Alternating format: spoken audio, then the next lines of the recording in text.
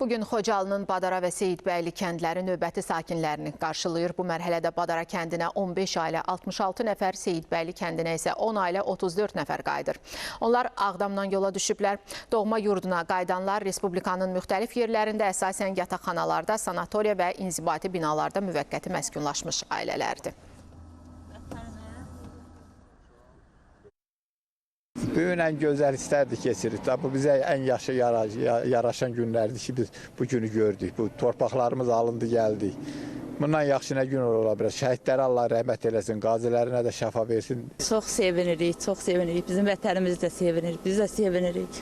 Çox mübarək olsun, hər birimizə xeyirli uğurlu olsun, düşərli olsun. Və bu günlərimdə hər bir Azərbaycan gəncinin və bizi kimi ziyalıların əsas məqsədi həmin torpaqların dirçəldilməsi, yenidən həmin ərazilərdə yeni nəfəs, yəni insan nəfəsinin gətirilməsi, sosial infrastrukturun inkişafı və s. kimi belə deyək ki, tədbirlərlə bağlı olmalıdır və bundan sonra mənim əsas məqsədim də sırf Qarabağ torpaqları, Qarabağ torpaqlarında elmi tədqiqat, həmin torpaqların inkişafı ilə bağlı olacaqdır və inanıram ki, bununla bağlı biz üzərimizə düşən vəzifəni layiqincə yerinə yetirəcəyik.